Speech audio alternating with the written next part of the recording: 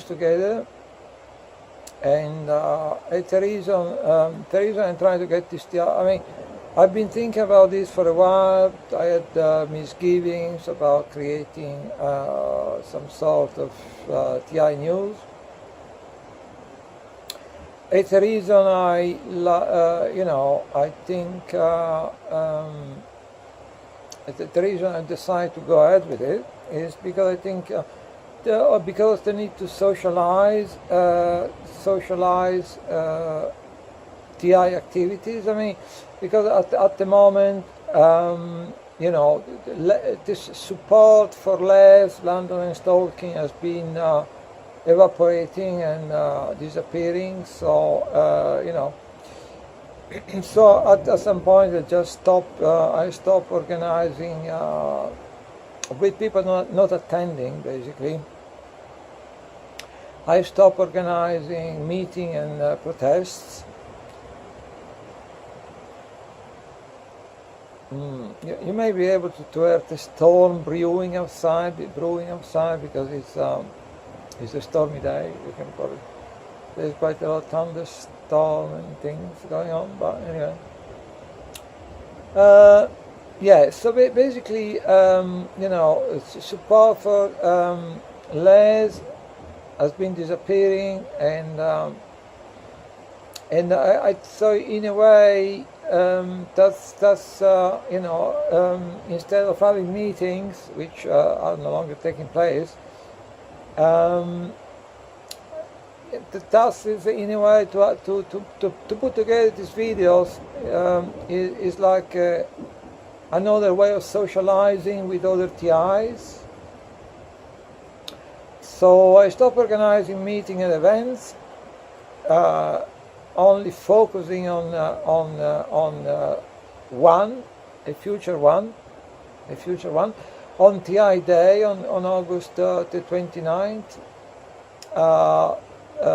I'm trying to organize this rally in a speaker corner in Hyde Park, starting at 11 in the morning. So I stopped organizing any meetings, events, and at the moment I'm just focusing on,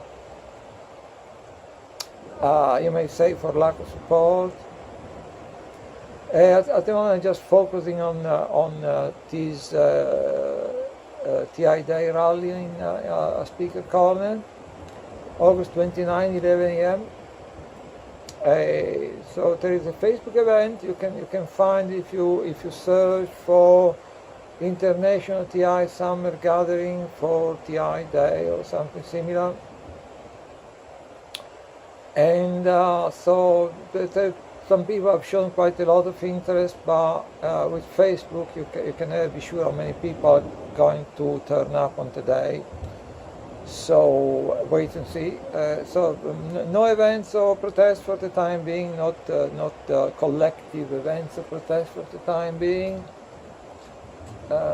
Yes, it's starting to rain. So it was in the absence of meetings, I think that's creating this video, TI news. Less news, London and stalking news, is a way of trying to socialize, for an alternative way for people, I think, to keep in touch, to exchange views.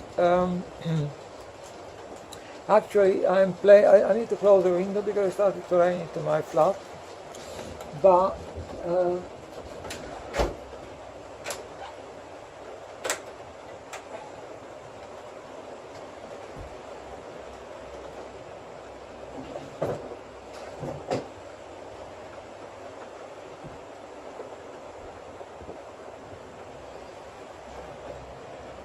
Yeah, so I live in a loft flat. I have all these skylight windows, so if it starts raining, the window need to be closed. So so basically, in the absence of meetings, I would consider this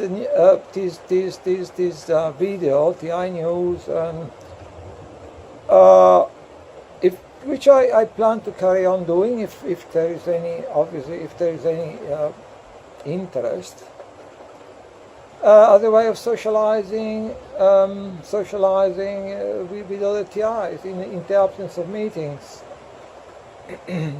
I've been thinking of different options. I've been thinking of you know, maybe try to organize some video conference or conference calls and things, and then I've been thinking about this stuff for quite a while, and I said, well, let's keep it simple and start, you know, to create this TI news and see how things develop. At the moment is you know, is pre-recorded, and then I'm going to upload it. In the future, I'm actually thinking if the thing take off, if people show any interest, I mean, I'm thinking like to actually do it like live on Facebook Live, and then that may give people the option to interact if they want to make a comment or ask a question, and then I will do my best to answer the question, or even, I'm not entirely sure if you can allow people to share your video and like asking questions on video or interacting on video. I'm not entirely sure about that. I mean, I'm probably going to look into that. But at the very least, if at some point I'm going to move to Facebook Live videos, broadcasts, at least that give people the option, if they want to, if they're interested, to ask questions, to tell me what they think about what I'm saying, or, you know, and then I can address, reply in real time, and yes, that's so. Basically, yeah. So, you know, at the moment, after it became quite clear that you know, there was the lack of support for, or at least I wouldn't say lack of support, but people, you know, maybe getting fatigued, because since you know, it's actually started after the Berlin Covert Harassment Conference, because I was trying to organize meeting at Friend Meeting House in Houston, in front of Houston Station, for, I would say, as early as 2010, but monthly meetings. What happened then, I had the first meeting, you know, there was a lot of people coming, TI, a friend of mine, and people in a few people in the alternative media, a few people in the activism community. I talk about activism in general, all the different causes, and there was maybe up to 15 people. But then after that first meeting, which I think may have been occurring in around 2010, after that I kept organizing almost every single month since to 2015, when there was the Berlin Covert Harassment Conference. I kept organizing practically every month a meeting about what was happening. Is that I could consider myself lucky if I were able to get maybe 2-3 people at this meeting. So the first one, it was like up to 15 people. But after that, every single meeting after that, up to 2015, I could consider myself lucky if I could manage to get maybe 3 people, including myself. So anyway, I totally, at the time, I was totally acknowledging that the thing was not working in terms of numbers, but I didn't want to give it up. For the same reason, like I just express now. I mean, they need to socialize between TI, to work together, to try to do something together.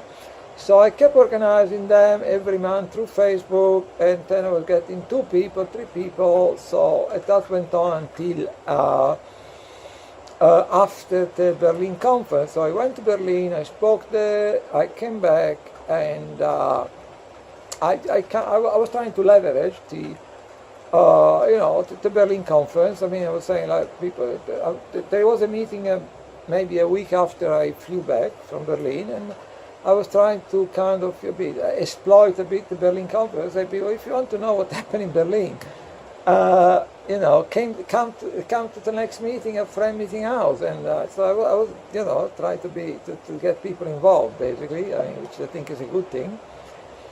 And then what happened, a week after Berlin, there was up to 25 people, which I was quite shocked. It's like, at the next Friend Meeting House meeting, there was quite up to 25 people. And so the kind of the meeting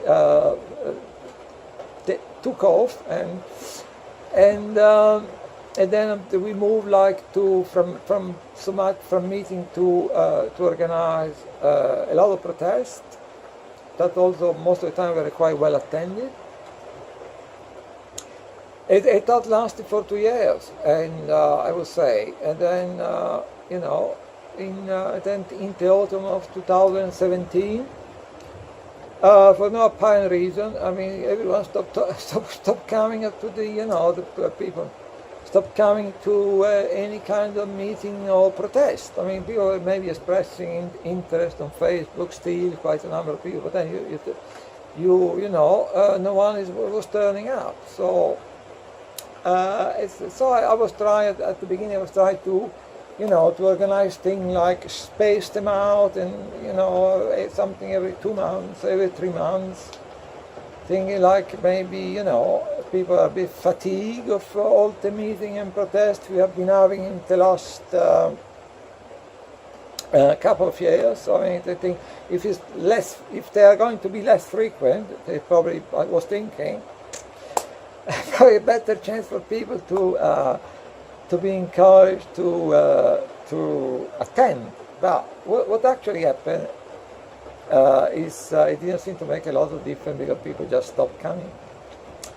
I suppose I was also myself a bit fatigued at this point. I mean, maybe if I had been persevering, I would probably been able to kind of still getting a few people here and there to come and stuff. But at this point I was also fatigued myself, in the sense I felt very much, not so much fatigue, but I felt very much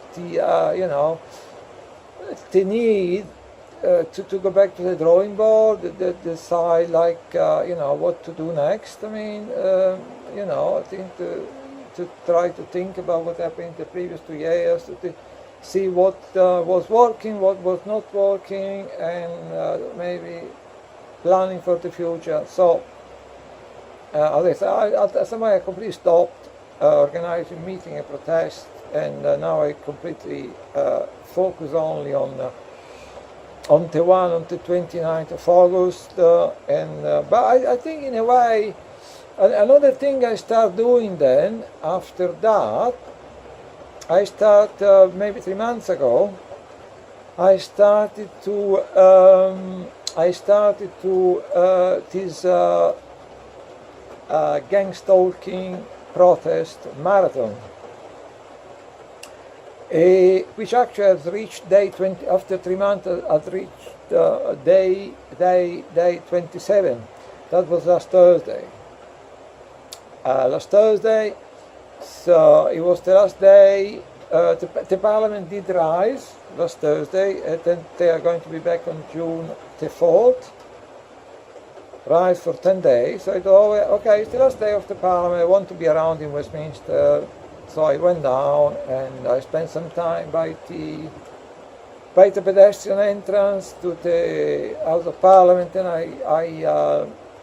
I spent some time on College Green, just a few minutes away, where there are all the TV crews, and that was day 27. So, which means over a period of 3 months, every 3 or 4 days I go to central London to protest.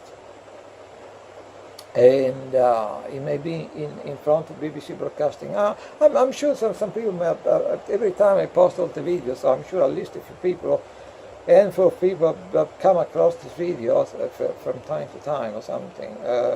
So it may be in front of BBC Broadcasting House, it may be in front of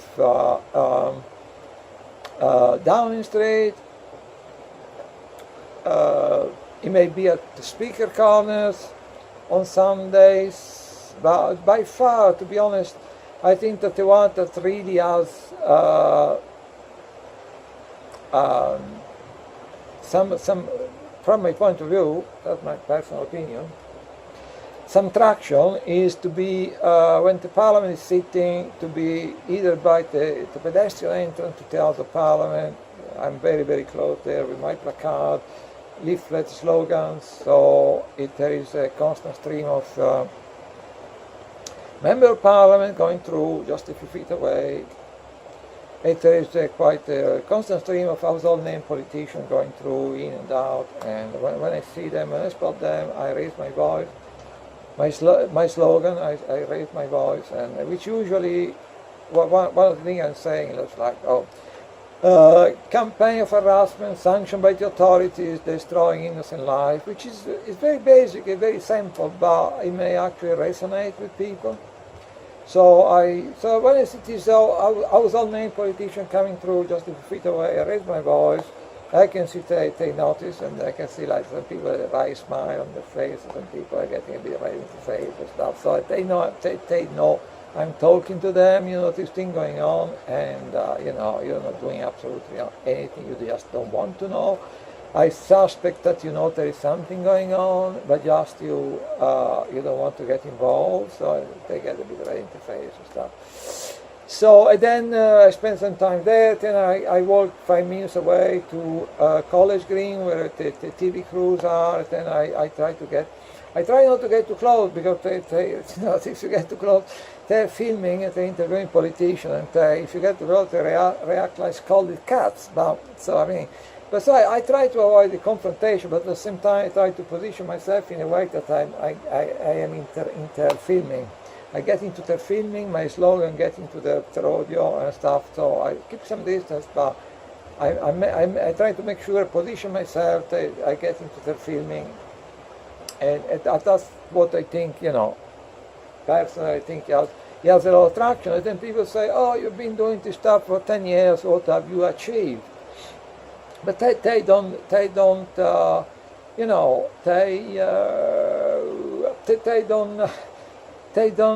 realize what the situation is, because I think by and large these activities have been run by the deep state, and the deep state at the moment is completely out of control. So they do whatever they want. Increasingly they act with with regard to international matters. They act with complete disregard of international law or national law, British law. In the case of this country, if you are in the United States, they act with the total disregard for the U.S. Constitution, and they act with total disregard for natural law, for common law. So they do whatever they want. We have this might has become right. You see the way they're treating Julian Assange. Everything they do with regard to Julian Assange is totally illegal. You see it in the way they run their false flag, like Salisbury and Duma. I think Salisbury was the launch pad. They wanted to create a big furore over Salisbury, false flag, absolutely. So to create a momentum, then the terrorist white helmet did this, put together this grotesque video in Duma. We already created a huge momentum with Salisbury. So now we get Duma, and we get carpet bombing of Syria, and we relaunch all the regime change, a greater Israel agenda. But, unfortunately for them, some people in the Pentagon and some people in Russia, they were like, no way, Jose. So they had to, they had to settle for a cosmetic strike. So, fortunately, common sense prevailed. But anyway, so what I'm trying to say, we have a situation, the deep state, which is basically the agency running this program of harassment, targeting, is completely out of control, more than ever in the past. So, as you can see from so many things, from the illegality, all the stuff they do in day in, day out, I mean, is only 20 years ago, I mean, would have been completely impossible for them to get away with some of the stuff they're doing nowadays. Now it's totally Orwellian. The state, even the mindset of people in our society has become completely Orwellian. The deep state is completely out of control. They're running around American presidents, around politicians, around prime ministers, around entire countries, around international law. They do whatever they want. So when, what they do around the House of Parliament, I believe, has traction. But if you think, oh, why then it doesn't stop? You can answer your own question. I mean, it's run by a deep state which at the moment is completely out of control. They do whatever they want. They run ring around American presidents. And might is right, so that's why it doesn't stop. But I still believe that compared to you can do different things to try to raise awareness in a way, also maybe to have a little pushback effect. And I think what I do, in all these different options people may have, I think what I'm doing around the House of Parliament and around the media, the Westminster media on College Green, is pretty high up in terms of efficacy and having traction. I think it's pretty high up on on the food chain, I think. But that's my personal opinion. That's not interested in patting myself on the back. I mean, if I could think of something better to do, I will try to do it. At the moment, I think what I'm doing, like with particularly even more than being a by the entrance of Parliament, what I do on College Green with all the media, when you get household name politicians being interviewed by TV crews and stuff, and I get into the video with my placard and things. I think that is pretty, relatively speaking, that's if you want to have traction, that is pretty high up with with the thing which may have most traction. But if you think, why it doesn't stop? Yeah, because it's run by the deep state, which is completely out of control. They run rings around president and prime minister and politicians, let alone targeting individuals. That's why it doesn't stop. But but I think that there is what I miss. Is like we have been doing collective protest for quite a long time, with quite a number of people taking part. And then I'm conducting this End Stalking protest marathon myself. What I miss, what is not there for me. I mean, maybe other people better than me can do that themselves, and then they're very good at doing it. I'm not good at doing it, or whatever. But what is missing from what I'm doing is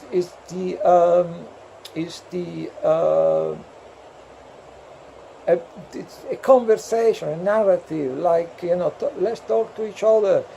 Because everyone go off on a tangent of their own tangent, and everyone says something different, and there is no consensus about anything. So a conversation, a narrative, and then I'm going to post this video. People think there is a lot of nonsense. Tell me that tell me that it's a lot of nonsense. Tell me why you think it's a lot of nonsense. I mean, so as long as we can create a conversation, or a narrative about what's happening with TI. What is the best way of explaining to people what's happening to TI? Because there's this. I mean, it's well and good for people to vent, because I've been at TI most of my life. I know how horrific it is. So people need to vent, and people need to talk about their own personal experience with other TI, communicate that. But all that in terms of communicating with the public, non-target. I don't think it's, if you make if you go buy a big shopping list of I describe all the things that happen to you during one single day, and you go to talk to a non-target, the non-target, 99.98% of what you are telling them, they dismiss it as being crazy. So it's very good for people to exchange experiences, to offer each other support amongst within the TI community. But we need a narrative. So there is a lot of consensus. There is a lot of consensus over a lot of aspect of everyone go off on his own personal tangent.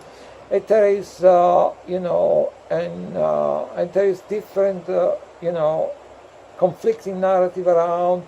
So so I think it's quite important, because I think I may be wrong, but I think I know. I mean, I think I've been doing this stuff since maybe 2009. Leafleting, protest, demonstration, political rallies, marches, talking to thousands of political activists, ordinary members of the public, politicians, people in the alternative media. And so it was a process of trial and error. You learn through your mistakes. I mean, I was in the beginning I was describing what's happened to us in a certain way, but then I was going oh, this is just a total garbage. It doesn't work. So I've been for say at least 10 years constantly trying to find better way to explain it to people. The better way to explain it to people, the best way to explain it to people is to describe it the way it is. The way it is. During with former East Germany, which also were the one who developed the Zersetzung program, etc., etc. With former East Germany, it was often said that you got 2/3 of the population spying on the other third of the population.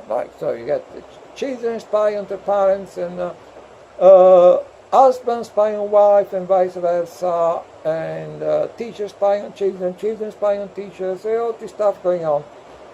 Which, in a way, it was the condition whereby they were able to maintain the rather twisted, I dare say, political and social order.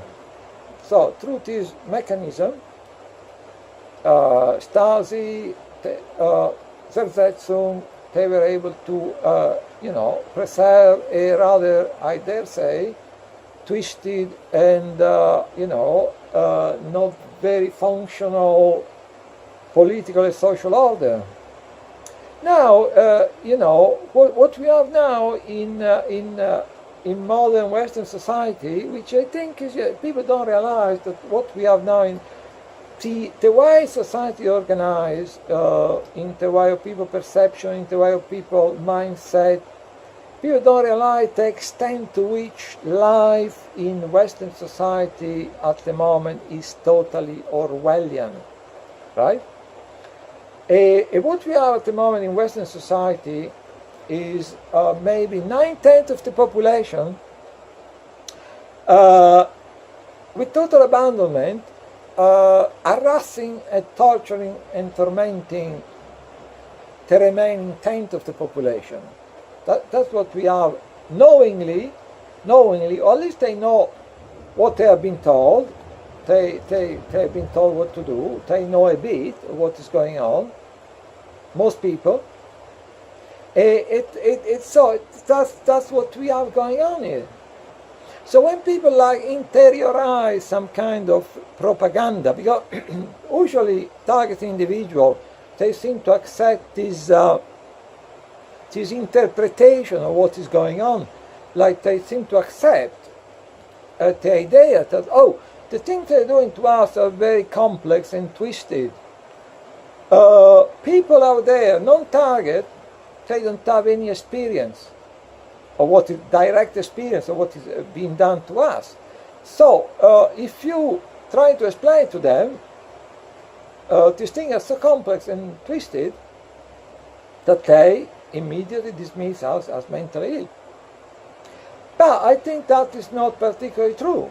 I think what's happened, because I think, as I said, we live in a totally Orwellian, unrecognized Orwellian situation, whereby you have 9/10 of the population quite busily, knowingly, or at least they know something, have some knowledge of what is going on, if not the full picture, and they knowingly tormenting, persecuting, harassing the other 10th of the population. And then between this other 10th of the population, you have the target individual, which are somewhat survivors, which are people who have some understanding of what is going on. Yeah, so that is maybe a smaller percentage of this other 10%. And then you have people in prisons, in detention centers, in living in barracks, in low-ranking military personnel, in hospital, in psychiatric hospital, and they are being used as guinea pigs, they are being victimized, they know that something's wrong, they know that they're being victimized, they don't have any idea. Unlike target individuals, they don't have any idea what is really going on. So that's what is the situation? The 9/10, 1/10, I think is actually, it's not some bizarre thing happening at the margin of society, on the fringe, right? I think this 9/10,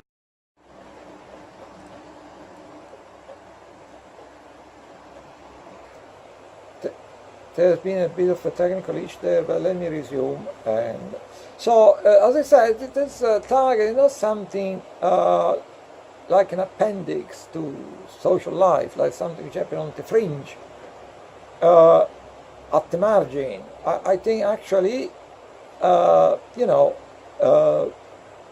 have all this different system of social control, you can say surveillance. People now they start to learn a bit about surveillance, but I don't think they have really any idea how surveillance is intrusive and extensive, how extensive, intrusive surveillance is at this point in time.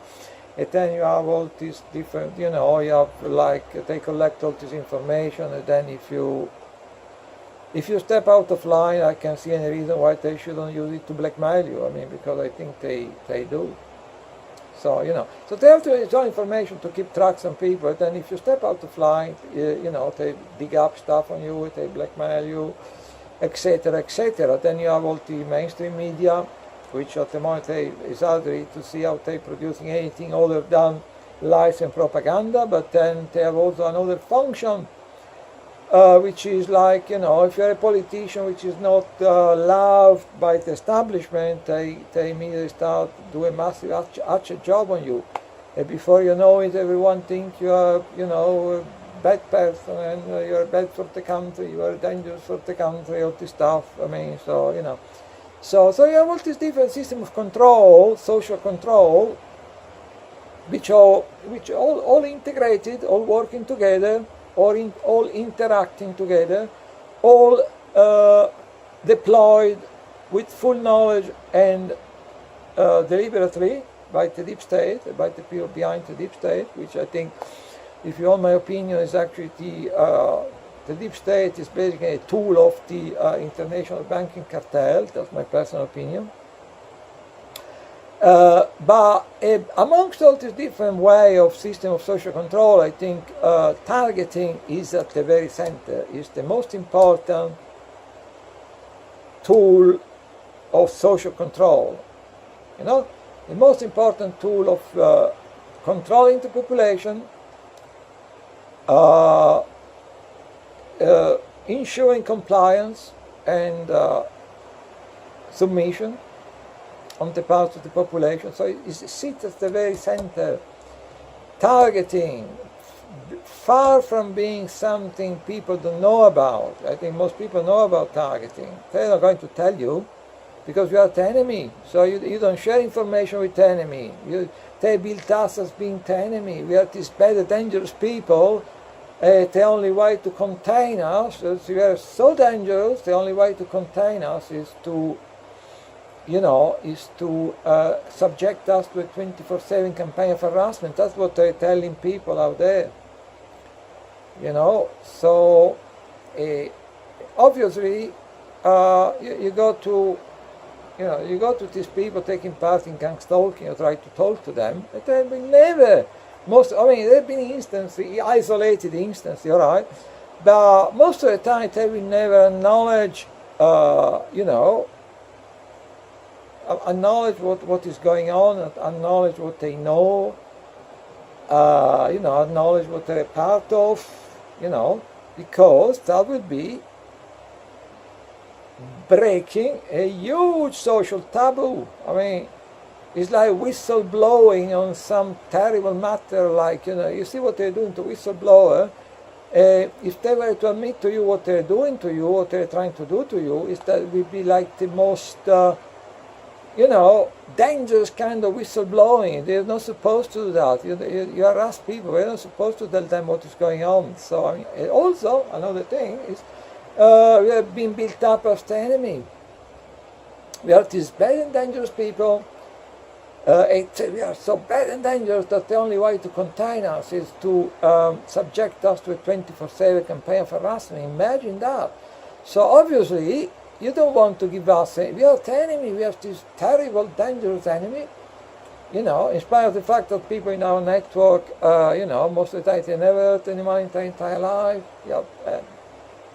Gentle elderly ladies and in their 80s or something, but never been indicted or convicted of any crime or whatever. Maybe because we are so clever that we manage to stay out of trouble. I don't know, but so basically we have this terrible enemy within. So you don't give us any succor, any help by telling us what is going on. We are the enemy. You don't tell stuff to the enemy. So that's why you got to talk to people like people just 5 minutes before they were stalking you, and you, in a very civil way, you try to get into the subject, to get some sense out of them in a very polite, in a very friendly, in a very non-confrontational way. And they dismiss you as, you are crazy. You must be crazy to say things like that. Yeah, and it's not because they don't know or because they're not part of it, but because, first of all, it's not a kind of whistleblowing you do if you know what is good for you. You don't engage in this kind of whistleblowing if you're a part of it. That's the kind of whistleblowing you wouldn't want to engage into.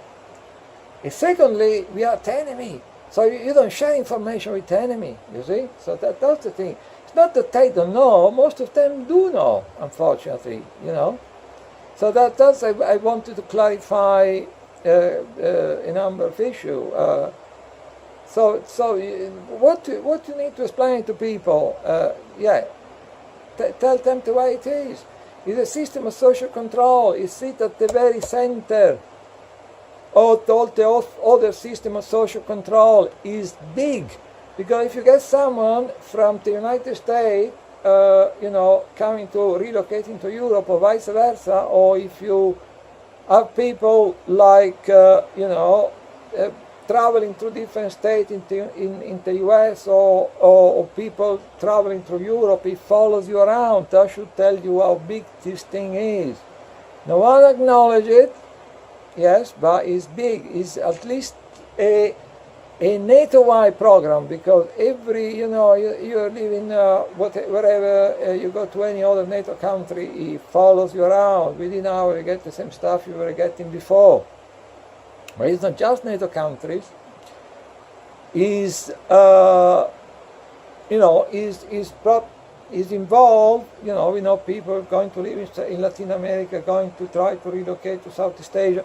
All the countries which at the moment are client of NATO or client of the West or client of the United States, they're involved. So you go to some African country, or go to Latin American country, or you go to some Central American country, as I did a long time ago myself, traveling around a bit, and I was in the United States, and it was pretty horrific. And then I don't mean as a reflection to the United States as a country. I only mean that I've been there for a few months in the United States. That the harassment the gang stalking was pretty diabolical. So that's what I'm saying. But so you go anywhere, and obviously, if only to defend themselves, then country like China and Russia is obviously they running similar programs. It's totally inevitable. So so it's big, and the thing is you need to say it the way it is. It sits at the very center of in the West of a system of social control. You may have different things. You may have surveillance. You may have control of the media. You may have increasing censoring of alternative media, blackmail, actual job on everyone who create problem for the establishment. But so we have all these different things, but what is really central in the system of social control is targeting. It should be obvious. As a deterrent, you take part in it, you see how horrific it is, what they do to people, and you start worrying.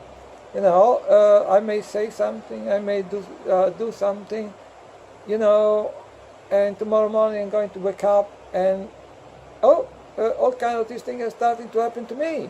So, as a deterrent for people not to step out of line, I can think of anything better. Everyone knows about it. Everyone knows that is terrorized that tomorrow it may happen to them.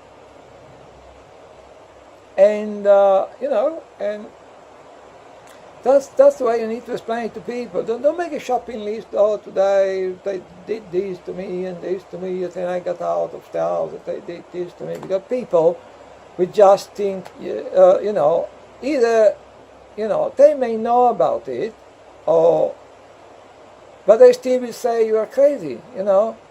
Even if they know about that is true, they will still tell you you are crazy. So don't go. When you talk to non-target, don't make this long shopping list, discrediting yourself and discrediting the entire TI community as well in the process. Try to explain what's really going on, because this is big. This is is probably the different system of social control. This is totally central to all the different system of social control. Is totally central to the way our society is organized. Is totally central to the way the fabric of our society is organized, and most people know about it, but they will never tell you, because that will be probably the most dangerous form of whistleblowing if they were to tell you that they know, that they're part of it. And also, they brainwash into thinking you are the enemy, so you don't share information with the enemy. See? So that's what I believe is going on, and it's part of the I think also I want to acknowledge the work of Elana Freeland, which is doing a wonderful job, which no one else is doing, in showing how these system of social control that they're creating, which is totally, utterly Orwellian, beyond Orwellian, maybe, then it gets an extension at the geopolitical level in the doctrine of full spectrum dominance. But then, and then you have something else, which is something else altogether, which is even worse. That now they're weaponizing space, is what Elana Freeland called ionizing space, electrifying space, bombarding the ionosphere. So in a way, they reach what I'm trying to say. It's not just, it doesn't just extend to social control. It is almost a planetary control, and then it goes beyond our planet. It extends to the atmosphere around our planet. If you think of Earth in Alaska, but now, that as Elana points out quite correctly, now we have hundreds of small HARP installations hitting the ionosphere all over the planet. So even you have to move not the portable one, but the one which can be, moved around. And then you have the weaponization of space. Now Trump is saying, like, what's wrong with having space corps? Is the space need to be weaponized? He's quite honest about it. So so we have the weaponization of space. A lot of these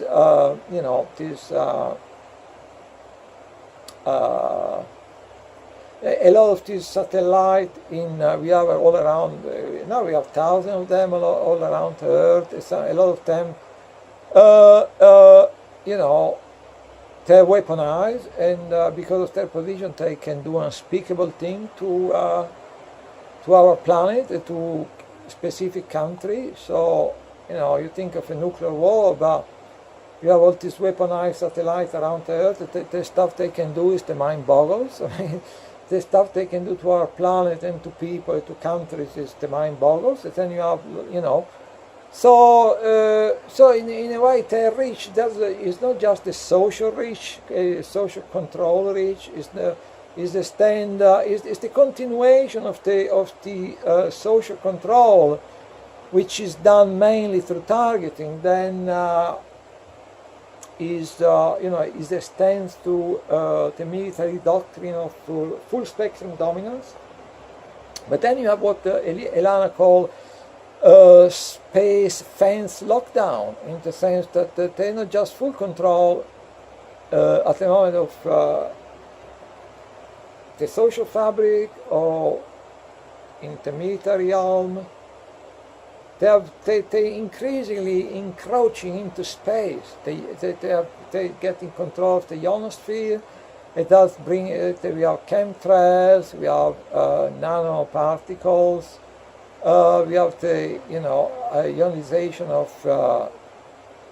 They increasingly getting control of the ionosphere. By getting control of the ionosphere, they can do horrible things in the way of. Weaponizing the weather, causing earthquakes. So it's a pretty horrific picture, and so that is the way you have to explain to people. If you make a shopping list, I got out of bed, this thing happened to me, and blah blah blah, and then I got out of the house, this thing happened to me. And people, even if they know it's true, they will still dismiss you and make out that you are crazy. But if you,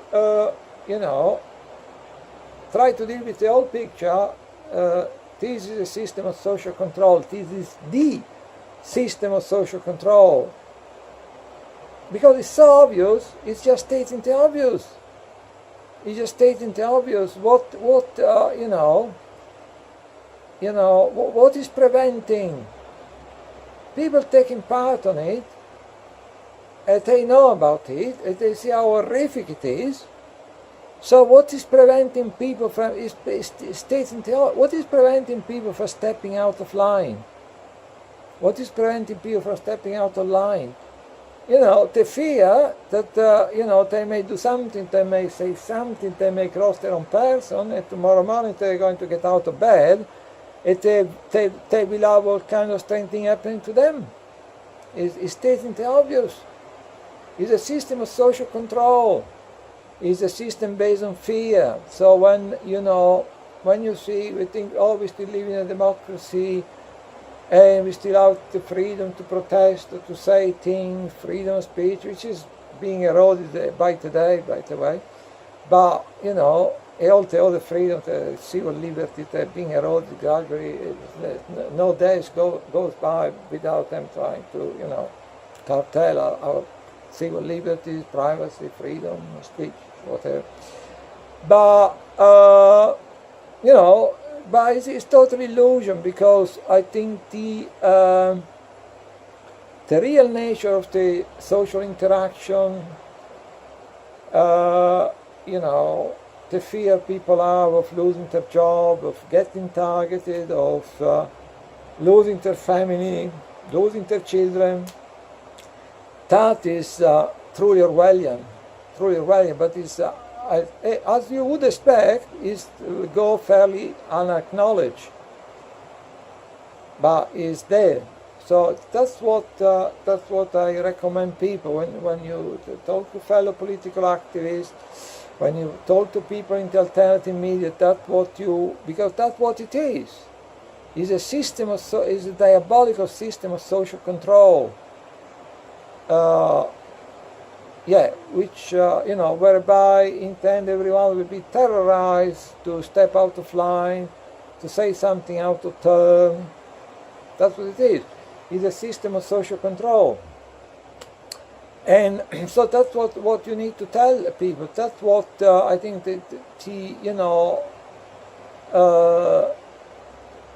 is the narrative people should rally around. Because people say under different things. It may be this, it may be that, it may be the Vatican, it may be the Freemasons, it may be this, it may be that. Go out in all the different directions, and it is a lot of truth in that. I'm sure that we have what they call the international, the terror financial international banking cartel. The way they exert their power is through targeting, yes, through the control of different organizations. So if you talk about the Freemasons, I'm sure that is very, the deep state, they exert their power through different agencies. So if you think about, talk about the Freemasons, I'm sure that they play a very important role in the way the international banking cartel control everything happening in society. If you talk about the intelligence community, I'm sure that is another very important tool for them in the way they completely control what's happening in society. And so all these different organizations people talk about, they are relevant, and they they have an important role in controlling people, in targeting people. But we need to raise above that. We need to try to get together a unifying narrative. And then another thing, like I think is quite useful, is to mention the Zerzessum program in former East Germany, done by created by the former Stasi secret service in East Germany, which I think that is very, because I talk to people and say, like, there's hundreds of people in this country, other countries, United States as well, also. We have been getting targeted with a 24/7 campaign of harassment, and I tell people that may be for fairly, the trigger may be a fairly trivial reason, relatively speaking, like people complaining too much to a local council, or people denouncing some unethical practice at work. But then what I'm telling people, I'm telling people, all these different situations, they're not just a sum of separate instances, because they are playing with the situation. They are playing with the situation to use this harassment. They are experimenting with this situation. They are playing with this situation to use the harassment as a form of social control. And then people may say, like, oh, come on, harassment as a form of social control, that's total nonsense. And then you can say, like, oh, look, I want to tell you quickly about what happened in the mid-80s when, due to the changed political situation in Europe, the former Stasi Secret Service, they no longer felt able to just imprison dissidents because of the bad publicity. But at the same time, you know, there was a lot of change. They were fearing all the change happening all over Europe, Glasnost, Gorbachev, all the rest of it. By the way, the former Germany was the last of the Warsaw Bloc countries.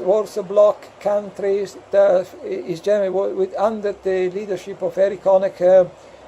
East Germany was the last country to relinquish communism. So when by the time already, like the former Soviet Union was already been dissolved, you know, Gorbachev was getting rid of, and Yeltsin was running the whole situation together with the CIA, all the time on the phone to the CIA, all Boris Yeltsin, and you know, Erich Honecker, the leader of Germany, was still there in Germany defending communism. So that was the last country to give up communism. So they no longer felt able to, you know, to imprison dissidents, just imprison them. I say something, off you go to prison, like immediately, like because of the bad publicity, bad PR, and so yeah. But at the same time, there was all this change around, and they were desperate to keep the status quo, communism in place, and but that was not really even communism anyway. It was some kind of twisted authoritarian system anyway. So they were desperate to maintain the status quo. So what they did instead of just imprisoning the dissident, they started harassing them to death. So people, you know, they start getting mobbed at work. If you say something out of turn, they start mobbing you at work, then you lose your job, then you became destitute. They've been constantly being dragged through the courts on the basis of mistake, misunderstanding, mistaken person, frivolous reason. There you go home, you found that the door of your flat being broken down and stuff being stolen, compromising material being left behind, all your stuff being trashed, you go into the street, you get beaten up by thugs. So, you know, all this which were no longer being in prison, quite a lot of them they end up losing their reason. And quite a lot of them they end up losing their life, or they end up taking their own life. And so when people say, like, you try to explain them, targeting is just it's just not a system of social control, it's the system of social control. And they say, oh, come on, you know, that's nonsense to me. Even if, let's say for the sake of argument that people may get a bit of harassment, that is not a system of social control. And then you explain to them what happened in, like, in former Germany, when actually, you know, harassment was used very much through the Zersetzung program as a system of social control. And then they may even say, oh, what do we have to do with, like, former East Germany? And they say, well, you know, the former director of Stasi, the guy who presided over the Zersetzung program, a guy called Markus Wolf, after the fall of the Berlin Wall, he relocated to the United States. He became an asset of US intelligence. And after 9/11, he became one of the main architects, if not the main architect, in the creation of the Department of Homeland Security. So they say, oh, what do we have to do with former Germany? But, you know, so you try to explain to them. So you see, and then someone asked me, having this conversation, so you think what is happening what was happening in former East Germany is happening here now. I say, no, I don't. I think because this system is a similar system, but what was happening in former East Germany, it was being rolled out in anger against a large number of people. And what they're doing in this country at the moment, and in France, and in Germany, and in the United States, they're just testing it, they're experimenting with it, and then I'm totally convinced, I can see, I've been speaking with a lot of people, I'm totally convinced that basically what the only thing stopping them from rolling this system out against all kind of political activists, whistleblowers, you name it, is the fear of being discovered. Doesn't matter discovered, the fear of exposure, the fear of the backlash is, even though a lot of people know about it, even though a lot of people are taking part on it, but the fear of a major exposure, the fear of this thing really becoming public, so that's what's holding them back. So they're experimenting on a number of, intensively on a small number of guinea pigs, us. But then I believe that also on a number of occasions, even though they don't go terribly heavy on the activism community or the whistleblowing community, I think I can see from my point of view of having been a target for most of my life, I think I'm pretty convinced that I can see when this technique and technology cautiously on a one-off basis they get used against high-profile political activists and whistleblowers. So I've been talking to other people have been telling me stories about things happening to them.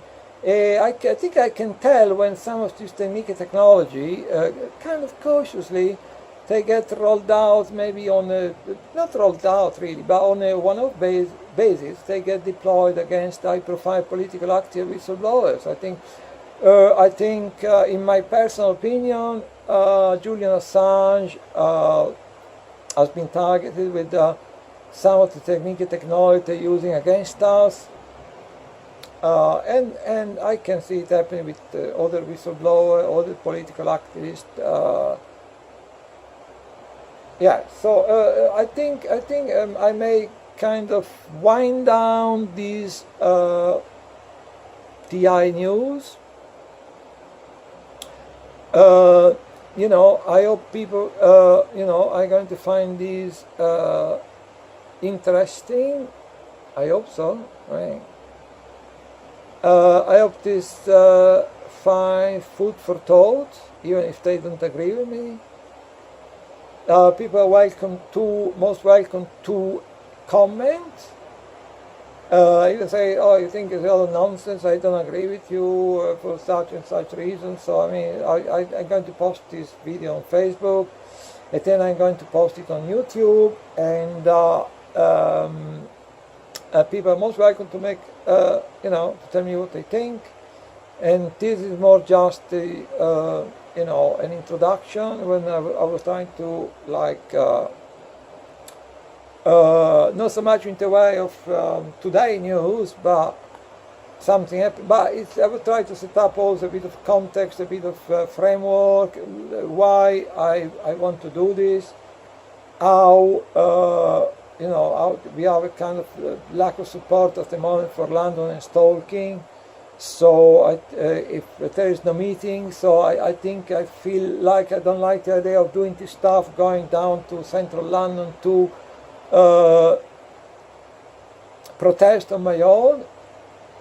I mean, it's not about being my own. That's not the problem.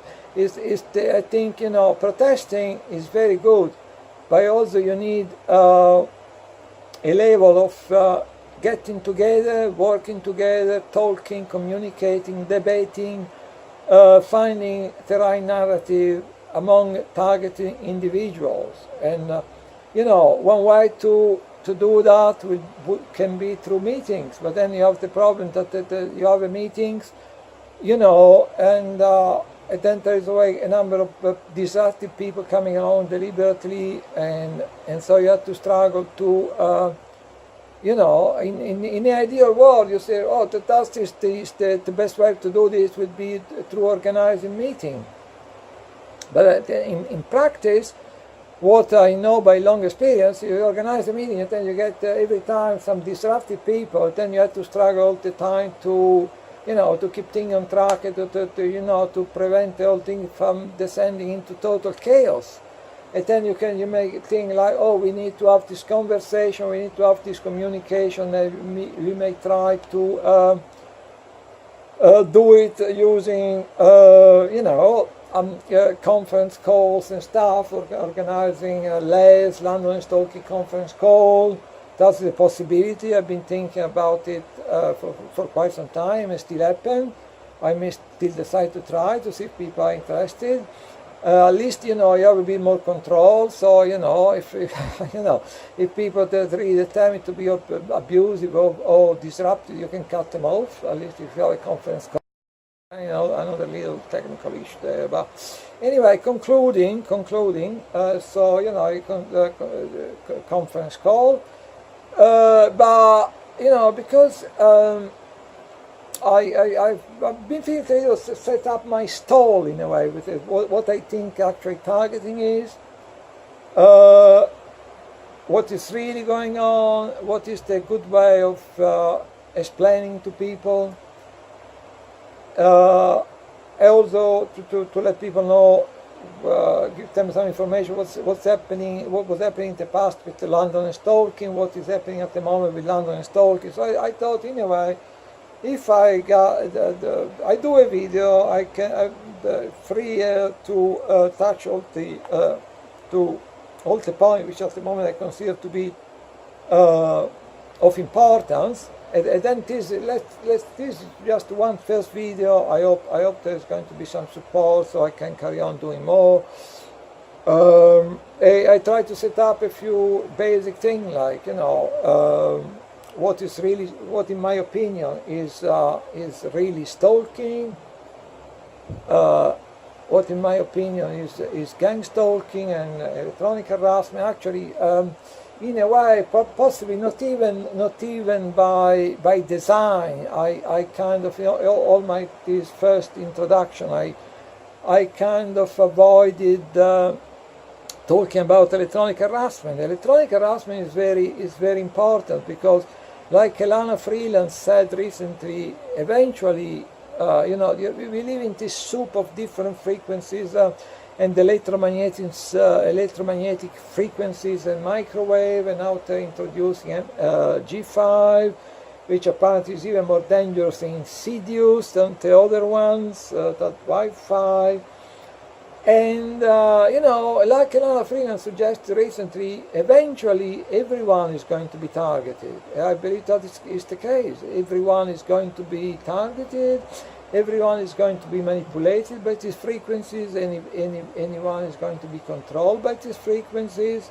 So electronic harassment is very important, and I didn't hardly say a word about it because maybe it is for future, you know, for future news, because in a way it reflects a bit what happened when I talk to people in the street, that you know, I never talk, very rarely, unless the person is a target individual himself or herself, I very seldom I tell people about, you know, about electronic harassment, because it's a very difficult subject, and people, the reaction, no, we don't know what people really know, what people really think, but the reaction you probably get by talking to people abruptly of electronic harassment, that they dismiss you as a crazy.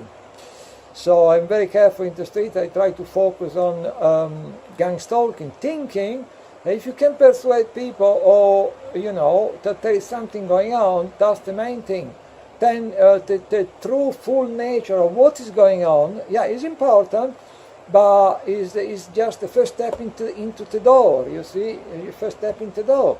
If you can persuade people to say something big, something totally untoward and unacceptable going on, that is the first step.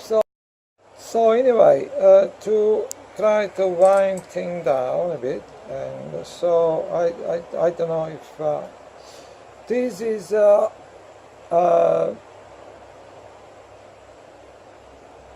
this is a bit of a setting down the framework for possible future work.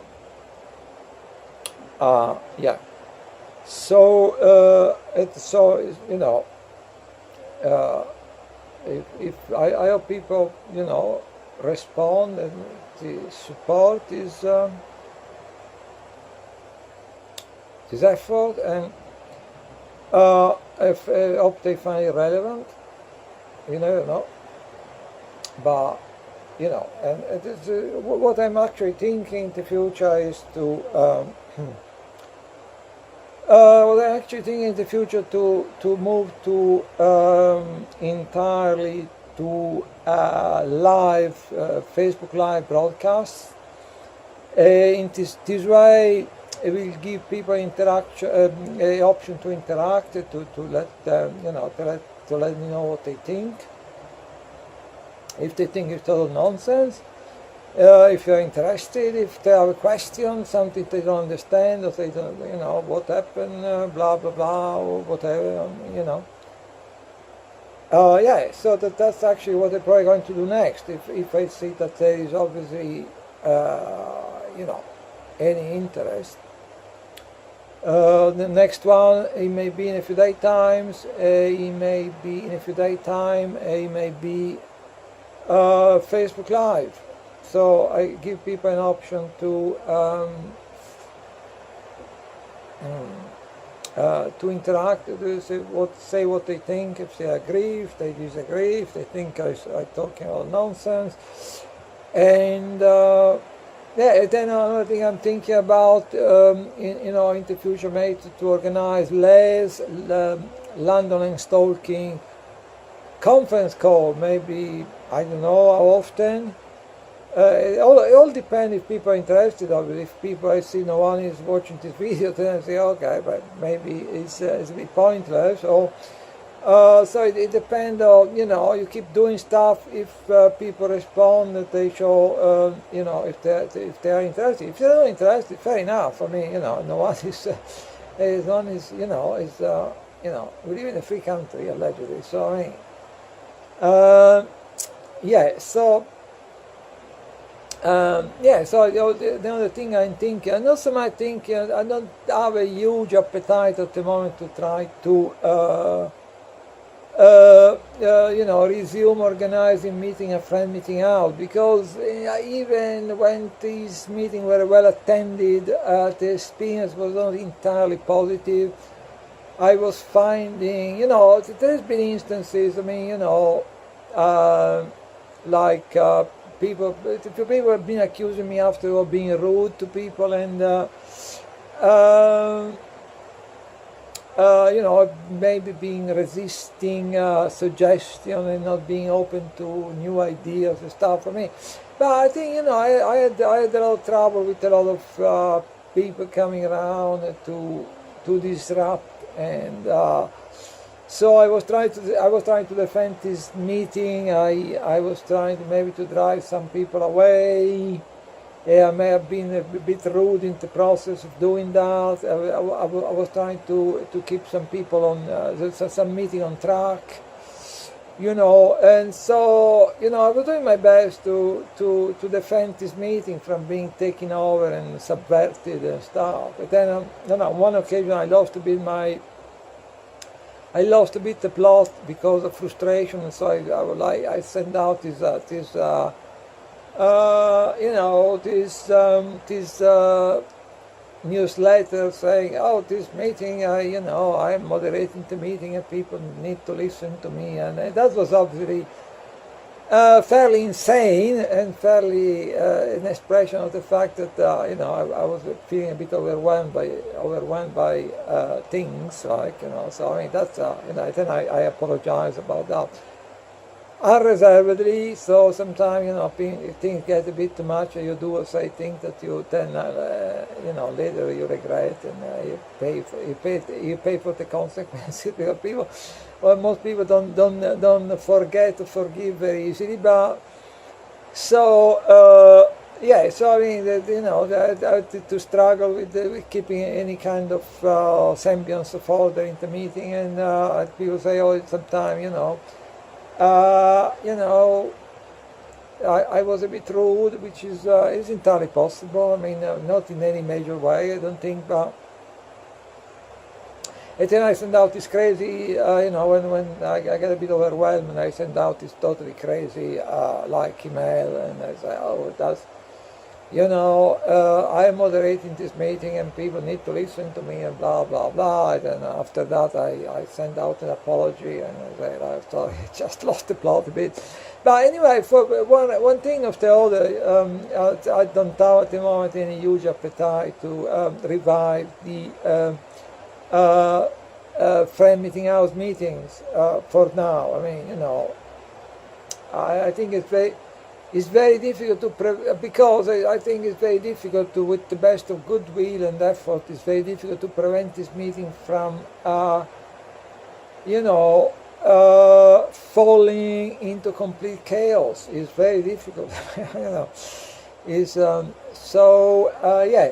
But one thing I actually considering is maybe in the future, again, if I see there is some interest to try to start a less London and Stalking conference call. I don't know how often, and to see if there is any interest for that, which will be quite a good way for people to, you know, to debate and discuss all the things which are important to the TI community, and at the same time, you know, it's probably easier to, you know, to have an orderly discussion online. I'm not a control freak. I mean, you know, I understand that sometimes meeting, you know, they can be a bit more orderly, they can be a bit more disorderly. You know, usually the meeting we were having at friend meeting house were pretty anarchic, which is pretty chaotic. So I mean, you know, I'm not a control freak, but sometimes you need, you know, you want to get some kind of, you know, order, so you can have a productive, you know, discussion, not everyone going off on a different tangent and stuff. So I'm saying that if people show any interest, I don't know, it's out of my hands. I mean, for this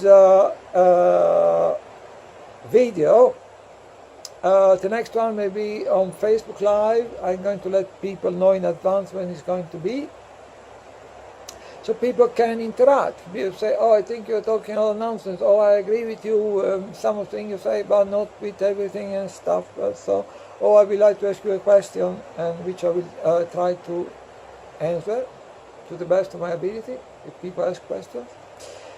So yeah, so basically, if I saw that there is any kind of interest for this kind of video, next one will be on Facebook Live, giving people a chance to interact, ask questions, etc., etc.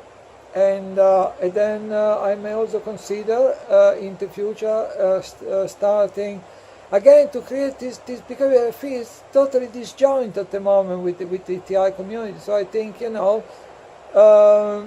So I'm thinking of maybe starting to see if there is any interest, obviously, because it all depends on that, to start less London and Stalking conference call every week, every 2 weeks, every month, God knows. I mean, you know, depend on the interest.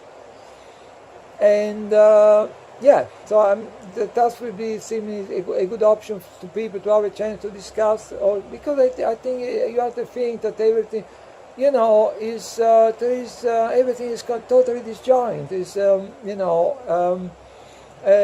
like when on the that was starting, I would say, after the when I spoke at the Basis Conference in Pewsey in August, I think it was 2016. And then I came back from there and I decided to stop having meetings and focus all my energy on protest. Then we were having all these protests, but I always felt there was something missing. After the protest, usually we go to a cafe for some time where people have a chance to talk and talk about their experience and stuff. But, so we had all these protests. They were reasonably well attended, surprisingly enough, for quite a long time. But I always felt there was something missing, like people getting together to discuss things, to exchange experience, to get to know each other, and blah, blah, blah. And that was missing. At the same time, when we tried that with the meeting, there was a lot of chaos and disruption going on, so obviously it's very difficult to find a balance. You ideally, the way I look at things now, I think the ideal situation, rather than focusing on having large protests or large meetings, which is a good thing, having large protests, having large meetings, they are very good things. But, the way I look at things now, I'm probably thinking like creating a group of people, probably out of necessity a small group of people, who, they know each other, they trust each other, if they have any trust issue, they can discuss it amongst themselves, they become friends, and then, on the basis of this, doing some political activism, because that, rather that, in terms of traction, in terms of effectiveness, rather than having like 15 people outside the House of Parliament and someone come for a couple of hours, then they disappear, they go, and someone come along and they do their own thing, and some come along for a couple of weeks, then completely disappear, and some, come along, but they seem to have very little interest in taking part in things and, supporting the events. So,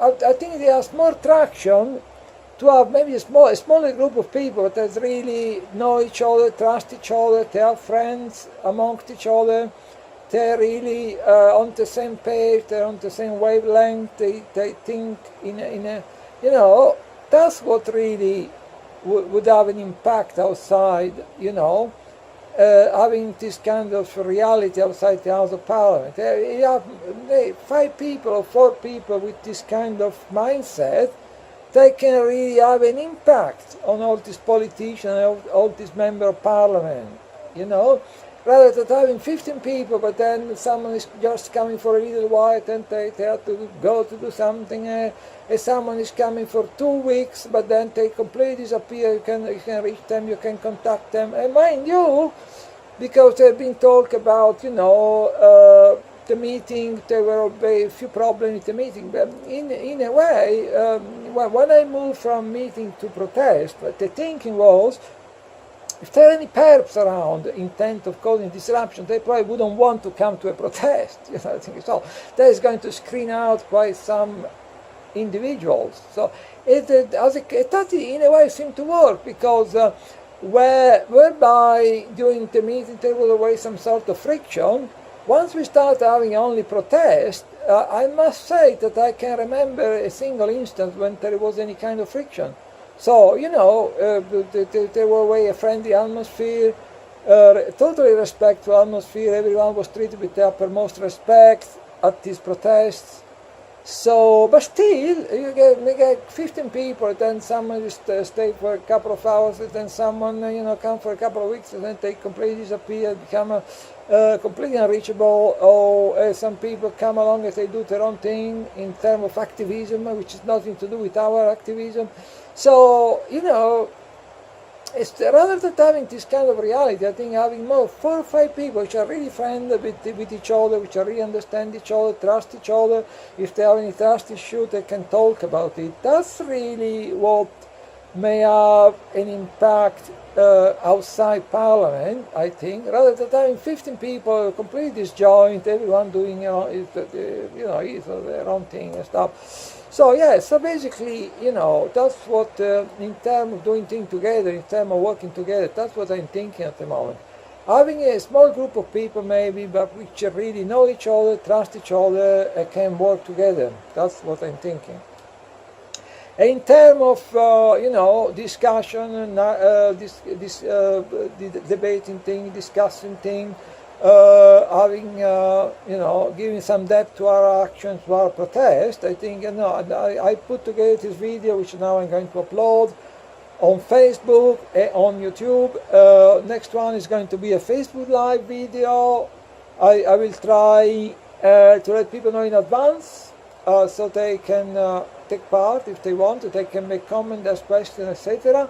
And then in the future, something I'm also thinking about, is to maybe organize London End Stalking conference calls, maybe, I don't know, once a month, once fortnightly, something like that. So, yeah, see, obviously, if there is any interest, obviously, if there is no interest, obviously, yeah. So, yeah, that's all. And I'm sorry if this broadcast is a bit is a bit clunky, because I had to set out some of the basic concepts and things, and what I think about things, and what I think maybe the way forward. In the way of protest, in the way of people getting together to exchange ideas, planning for things, and yeah. So sorry if this is going to come out through maybe a bit clunky, and next one is going probably to be a slightly more lively affair if people are interested in watching it. It's probably going to be in a few days time on Facebook Live, so it's going to be live. So risking even a greater risk of making a total fool of myself is going to be totally live, and so give people a chance to to make comments, ask questions, etc. Then maybe, as I say, for the future, less conference call possibly in the pipeline, and creating a small group of friends which really know each other, trust each other, to be outside Parliament.